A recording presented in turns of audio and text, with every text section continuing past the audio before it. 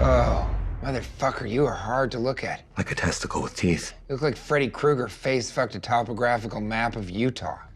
Exactly. Haunting. You look like an avocado had sex with an older avocado. Thank you.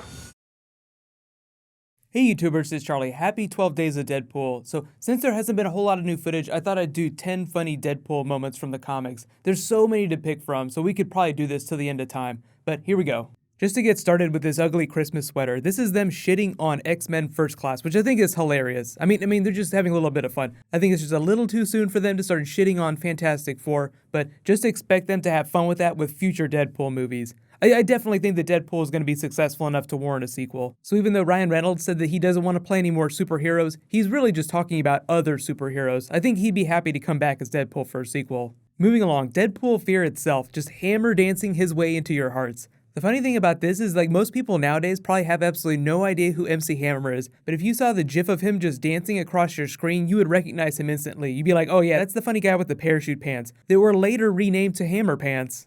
If you don't remember Fear itself, it was a very Thor-heavy storyline that crossed the entire Marvel universe. So that's why he's holding a bedazzled Thor's hammer. Can't touch this. Deadpool is an OT Star Wars purist. I actually kind of like the new films better. Bam, nope, not having it.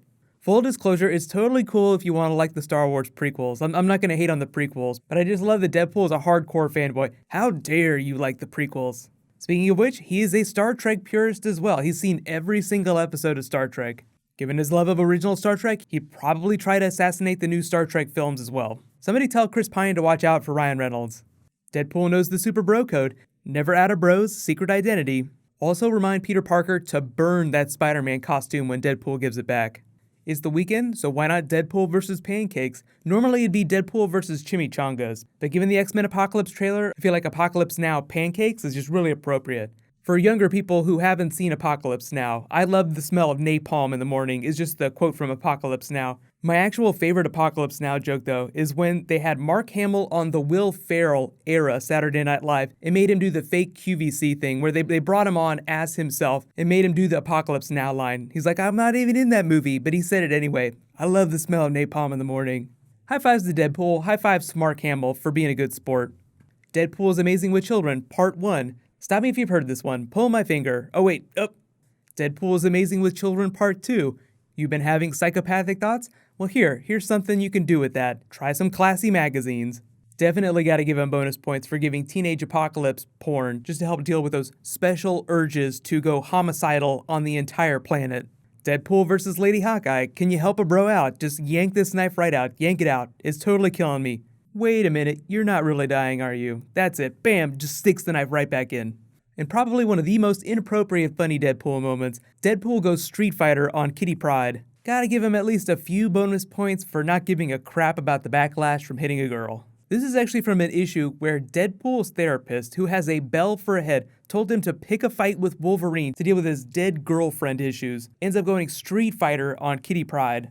The even funnier part about this for me isn't so much like people reading this and laughing because it's a funny moment. It's like, aha, you're hitting Kitty Pryde. It's like a little kid reading this, then his parents finding out and trying to explain to him why it's not okay to walk around uppercutting women to deal with your issues. Bonus funny moment. Deadpool is an avid user of Tumblr, which Spider-Man apparently has never heard of. We go to different websites. So if you guys haven't seen it, there is a Deadpool teaser that's coming the night before Christmas, then another trailer that's coming on the 25th, right on Christmas Day. So I'll be doing videos for both of those. There might even be some more footage coming before that, but I'm not expecting any.